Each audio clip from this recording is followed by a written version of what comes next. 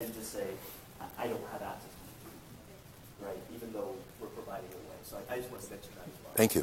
Thank you. So and then, off that really quick, yes, and then Mario, you one. I think he said exactly what I was going to say. Okay, right on. Sorry, my apologies. No, you're good. So thinking about the number of generations that we have in the classroom teaching right now, and the number of tools that are being thrown at them on a daily basis, like the shopping without knowing how to cook, right, analogy.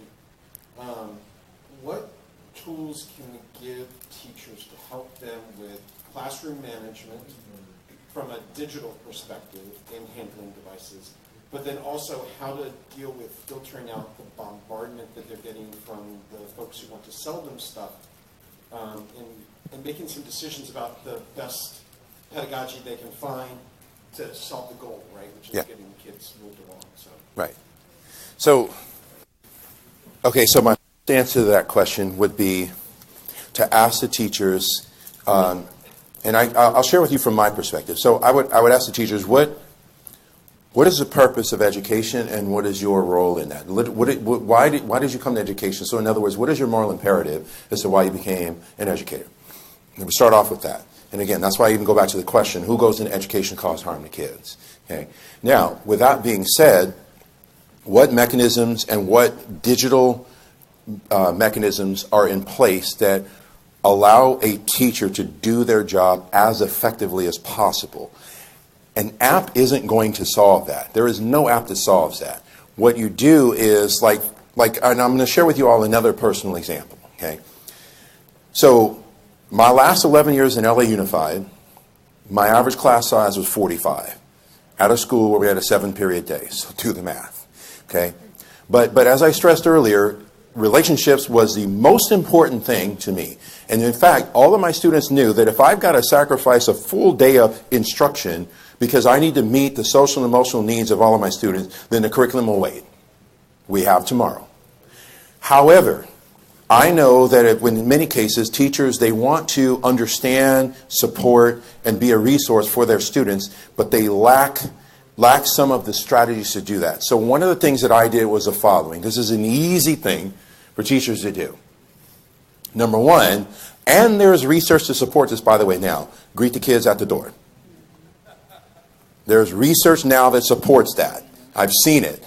The fact that you, as the educator at the school in the room, are taking the time to stand at the entry point into a shared learning environment to greet students with a smile and a hello, good morning, good afternoon. You don't have to do all the fancy handshake stuff that I always see posted on videos.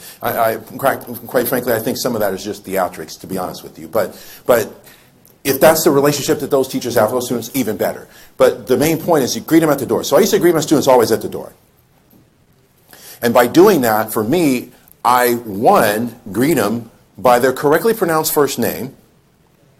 That's another one. You want to talk about school culture? I mean, I'm not going to ask in this room, but I can't tell you how many times I had a student where I say, okay, help me make sure I say your first name correctly. And they say, well, just call me this. I'm like, no. This name, I'm like, there's millions and millions and millions and gazillions of names, and your parents chose this name for a reason. So out of respect for your parents, I'm going to call you by your correctly pronounced first name. So I greet them by their first name. The other thing for me is by me greeting them, I'm taking attendance because I know all my students. They go sit down. They log into their computers. I go behind my desk. I was already logged in, but I go in to mark down attendance because attendance was electronic. In that 2 minutes, every student logs in, goes to the class website, goes to the agenda, and there's a little link. Every day, link to a Google form. Simple Google form. Name, how you doing today? 5-point Likert scale, awful to awesome and points in between. And then paragraph text. Is there anything that I can do to provide you with additional support, whether it's school or personal related? Every day, students would do that. It takes 2 minutes. Because class periods were 48 minutes, 45 students. I don't have the time to be able to go and talk to you and ask those questions. So I use the digital technology to create that communication line.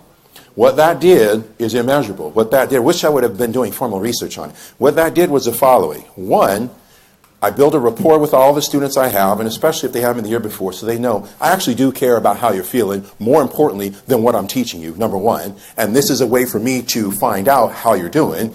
Two, going back to being responsive and relevant, if you as a student say to me, I'm not really feeling all that good today because the police helicopter was circling above our apartment last night and I didn't get any sleep, which happened often, then I'm like, okay, now I'm not going to make the mistake of saying, stop falling asleep in class and get to work. No, it's not that student's fault. And I never did that anyway, but I understand now why you feel that way.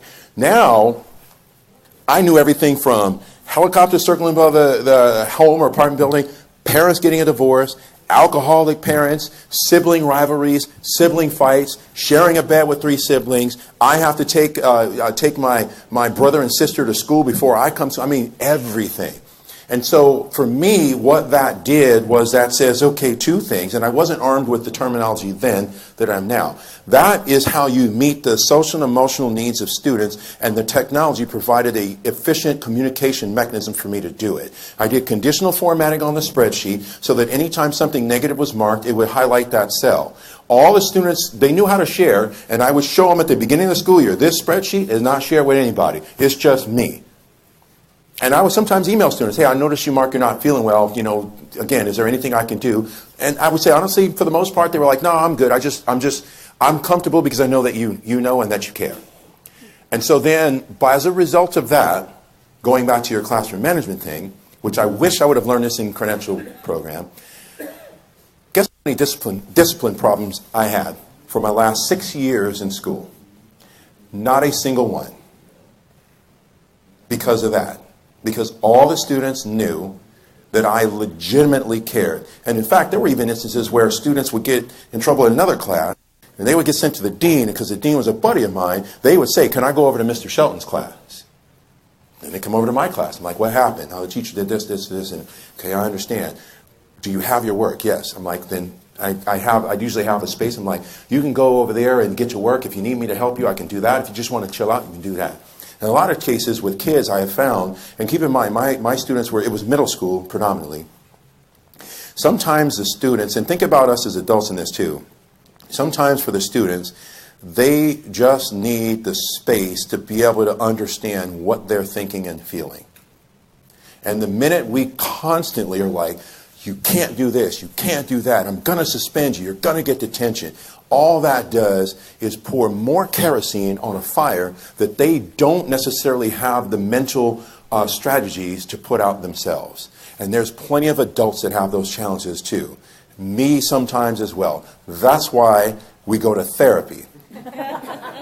Like seriously, I'm being real with you all now. I mean, therapy's not a bad thing, by the way. But clearly if we have identified the need for another adult who is a professional to help us understand what we're thinking and feeling, and we're adults, now imagine that on a 14-year-old who has other challenges that are not the result of any of their own actions. So my share with you is there's no specific app. That was a strategy that I found useful that didn't require any expenditure of money, simple Google form. But the main thing is to ask teachers, if you're having challenges reaching students, how can, I always argue or identify one of those challenges is a communication gap. Now, how can we use technologies to bridge that gap? That's why I use the Google Forms. So I'm like, oh, this is easy. They know forms. They know where the website is. They go on there every day. Simple link, done. And that's why I kept it only at those 3 questions and stuff. And I'm telling you, I had lots and lots of students. I remember some of the girls in class, because they know I have daughters. They were like, I really need to talk to you because, I'm not sure what to do about the dance. I haven't been asked to the dance. I mean, all kinds of stuff. And I would usually tell them, like, look, I can only share with you what I know, and hopefully that will be helpful. But again, for me, I'm like, I don't have the answer. I made it crystal clear to students. I don't have all the answers. I have some, more than Google sometimes, but... But anyway, so I know it kind of answers your question, but it doesn't totally. Like I said, I think for us and for all of you that are on the IT side, don't don't bear the burden of giving the teachers all the answers, especially if you don't have one. I would turn a request like that, like, what app is out there that can help me with classroom management? I would try to turn that into a constructive dialogue to, okay, let's talk about what's going on in class that you feel you don't have the connection with your students that you should, that's leading to some of the ancillary issues that or challenges you're having, like perhaps the way students are lashing out or something like that. Most students don't lash out because they hate you as the adult. They lash out because they don't understand how they think and how they feel, and that's the only way they do it. They just don't. So hopefully that helps you. Hopefully. Questions? Any other questions, comments, please? So I've been listening to you for a while now, and a lot of what I've been hearing is connecting with the students. Right? So in the IT side of things, you know, most of my job over the last 10, 12 years has been make sure the computers work as soon as the students touch them. And, you know, in the last 5 years, that's changed a lot because the computers are in the students' hands right now all the time. Or back then, it was students walked to a lab, they got in the lab, the computers better start up, they better be able to log in within 3 or 4 minutes, or class is destroyed, and IT's the bad guy. Blamed, right, right. Now things have changed, obviously. Kids have, you know, they've got multimedia sitting right there in front of them. They can go do whatever they want. IT is still the bad guy because we're blocking everything down, right? We're trying to stop them from doing all the things, SIPA, COPA, blah, blah, blah. And the one thing I'm hearing from you again is connecting with students. I, as an IT manager, whatever you want to call it, have never been in a setting where I'm talking with kids, saying, how can we make things better for you? So that's my big takeaway right now is I'm going to go back to my districts and be like, hey, superintendent, hey, principal, can I sit down with your seniors at their exit and be like, what could we do better? And then I'm going to take those comments and I'm going to go to the freshmen and do the same thing. These are the things that I'm going to try to do to make things better. It's not something I can fix overnight, but it's something that maybe we can move in a proper direction. I have an IT example. IT are the bad guys right now. Because we block it, right? Thank you. I have an example of that to share with you all. So, one of my close friends is a principal at a high school in the Chicago area. And that came up because his IT director is also a friend of mine. And I said, you know, imagine the following. You know, what if you got some students who have an interest in computer science and IT? So first, you got to find out who might be interested in pursuing a career in that, whether it's through the military or through going to engineering school, whatever.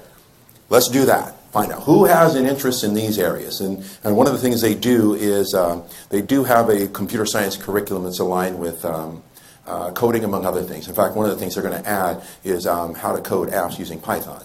Okay. So first, they did that, which means now I've got a group of students that already have an interest in it. And it's no different than providing students with the equivalent of a mentor, but the mentor happens to also work in a school district with which you are a student. Connected them all. Now those students serve as an IT cohort, which means that what they did was they armed the students with, I want to know what some of your classmates are thinking about this. What are some of the challenges that keep coming up over and over and over and over and over again? And they would meet with his IT director once a month and share that feedback. So they served as the liaisons between, you know, and what they ultimately did, what he's turned it into now, is they have representations from all 4 grade levels that are all a part of that cohort, and that's what they do. And so now the IT department can be responsive to the needs of the students because there's a direct connection with the student, and because the students are the one talking to their classmates around, hey, what challenges are you having? Because I have a meeting with the IT director and I want to know. Now IT is essentially wearing the cape as the savior, if you will, Because they're like, no, they want to know what challenges we have. I don't have to worry about burdening my teacher with, I have a problem, who will then now call you and then now say, you know, IT is the bad guy.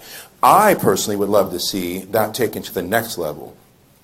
And that is, freshmen are given an opportunity, whether it's a class or identified as extracurricular, to shadow IT, to look at, here's how I manage a network, here's how I manage devices, here's how I do all these things. And then now those students can be the troubleshooters in the classroom.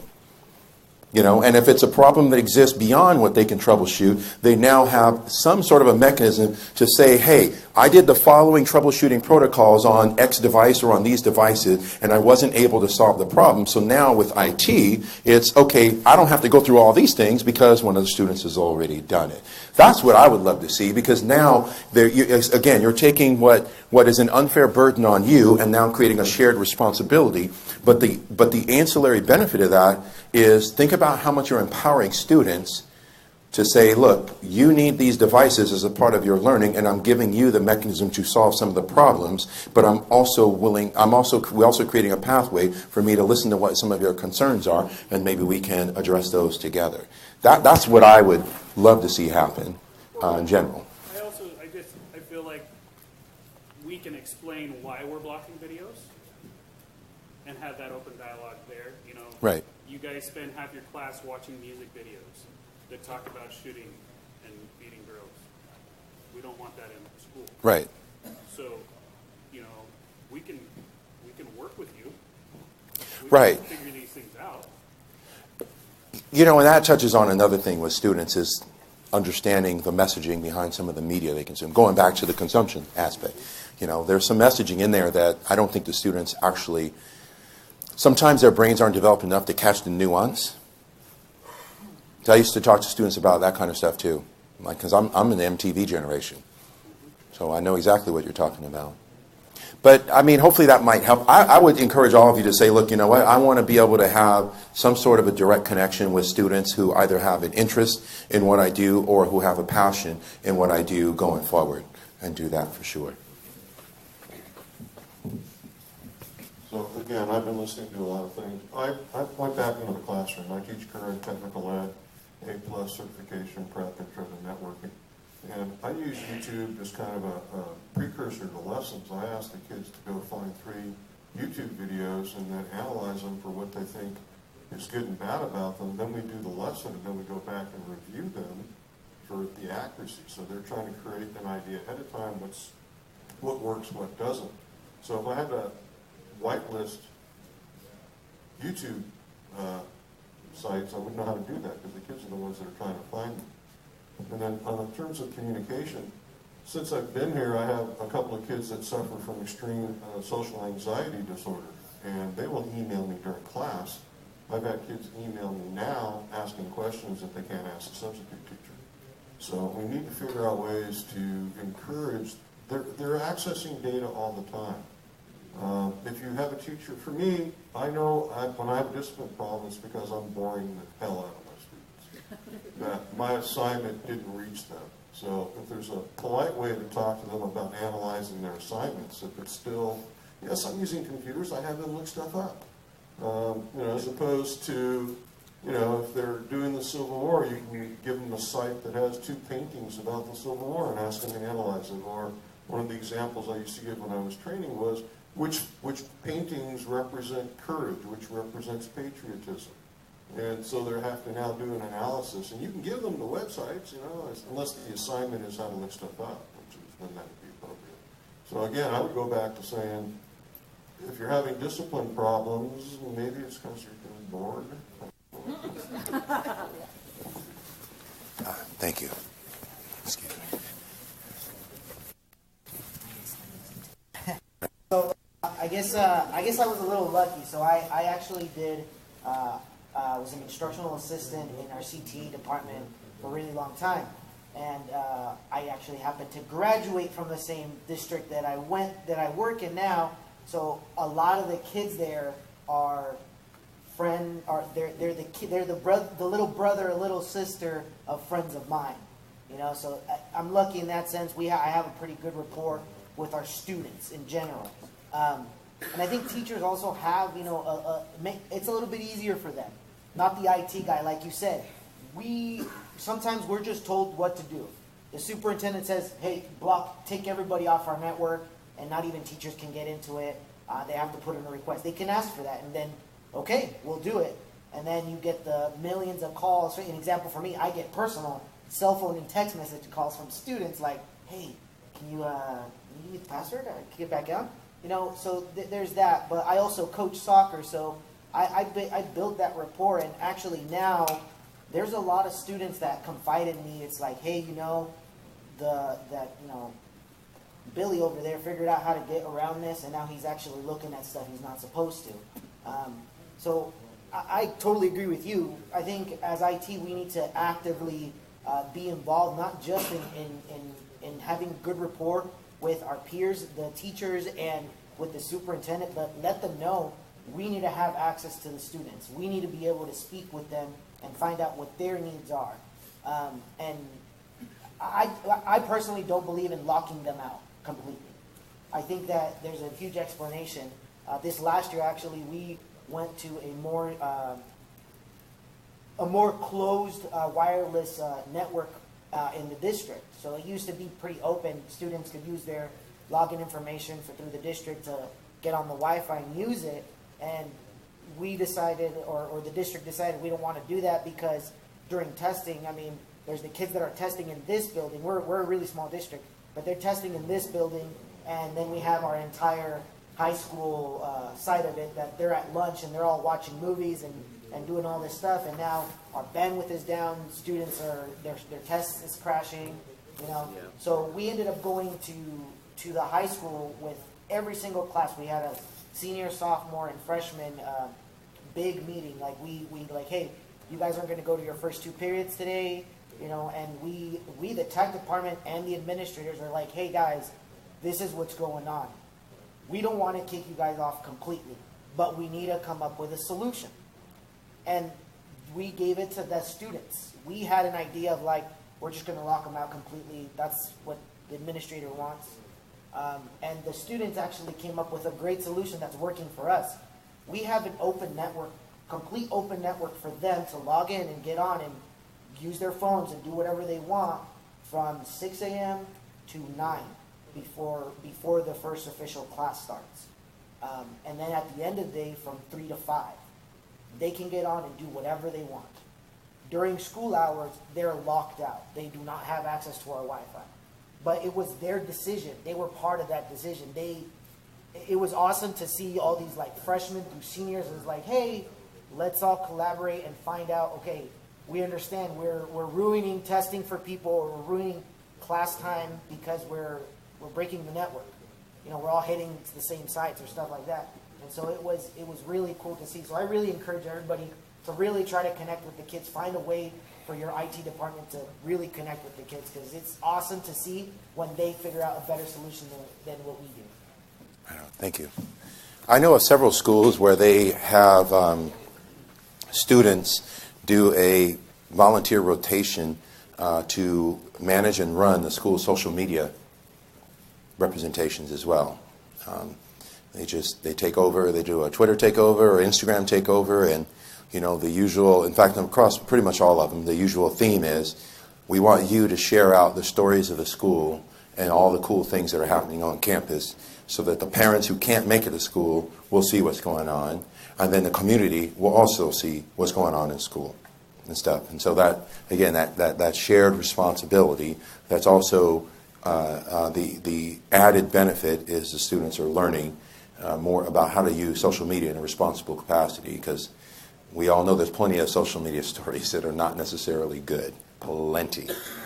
So, anyone else have a question, comment? I know the wheels are turning with a lot of this. To piggyback on what, I don't know his name, but on what he said about blocking things for the students and videos, and maybe we look at it from a different concept and we go, if you were me and I was looking at this video, what would you tell me? Yeah. What is your interpretation? Why should I block it? Why would you block it if it was me? Let them tell me what I'm looking for, because then they don't feel so, I wouldn't say belittled, but they don't feel so, they feel more empowered, because then they're like, well, he really truly cares about what I'm thinking. And if they're telling you, it's because they're hearing it from their peers and from their seniors and from their sophomores and their friends and all these other people. And then now they're able to spread the word, because they're an organism, man. They're their own organism. You tell it one student and the whole school knows it. Oh, yeah. How quick? I mean, it's on Snapchat in 30 seconds, and it's spread like fire. So if we tell them one at a time, they tell two, all of a sudden the whole school's finding out, oh, this is why IT is doing this. Not that IT is the bad guy, but that we have policies and procedures we have to follow also. So this is why we're blocking. Right. Because we believe you can be better learners than what this is showing you are. That reminds me, I'm going to age myself a little bit. Do you all remember that commercial with Heather Locklear, Fabergé Organic Shampoo? Where she's like, I use Fabergé Organic, and I told a friend, and they told two friends, and so on and so on. I have it in the keynote, actually. That's exactly what that happens. And it's magnified now, because back then it was just word of mouth. Now, like you said, put it on Snapchat, everybody knows. Yeah, thank you. Any other thoughts to share? How much time do we have left? 8 minutes. All right. Well, you have the doc. I mean, we don't have to go to the very last minute, but I do want to make sure that we take advantage of the time that we do have together.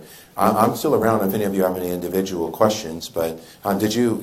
There's a question in here. Oh, there's a question in there. Back to the original, one of the first things we talked about, and I still have this question too. From your perspective, what's the difference between an assessment and an evaluation? Because you'd mentioned that earlier. And I Yes. Okay, so an assessment and an evaluation. So an evaluation is basically the equivalent of taking an accumulation of something and then reflecting on how effective it was. An assessment is getting an understanding of where you are at this particular time. So there's two overarching categories of assessment. There's formative and summative. Summative is usually an accumulation. Formative is kind of along the steps. But I kind of take those and put those to the side, and that's why I said assessment. You know, for me, I've done it where you do assessment design, assessment for learning, assessment of learning, assessment as learning. And I have videos to kind of accompany that. But one is formative, one is summative, and one is reflective. Evaluation is I've gone through everything, and then I have to judge or essentially look at its effectiveness to then in turn take different steps the next time on what was effective and what wasn't effective. I don't know if that there's an overlap. And the assessment for the student? Say it again, please. Is the evaluation then for the teacher, and then the assessment more for the... Well, okay, so I'll give you an example using a teacher example. Teacher evaluations are what? They're usually at the end of the year, and they're usually over the course of a whole year. But observations throughout the year can be assessments. That's the difference. You see what I'm saying? You wouldn't have an effective, like, I guess the best way to put it is evaluation requires a lot of data to render a decision or an opinion about something, whereas assessment is an ongoing part of the process. In fact, I'll use a marathon as an example. You can assess your performance at 5, 10, 15, 20, 25 miles. At the end of the marathon, when it's done, you evaluate your performance. That's how I differentiate the two. Does that make sense to everybody, hopefully? Sort of? Okay. There's nuance in both. I'll be honest with you. There's nuance in both, but that's how I differentiate the two. That was a tough question. Anyone else have a tough question for me? But I'm glad it was asked. All right, well, we only have a few minutes left anyway, so I would say thank you all very much. And, you know, thankfully I'm around this afternoon, this evening, and then I'll head back to Portland and back home tomorrow. So if anyone has any individual questions, I am accessible. And, you know, and again, thank you all very much.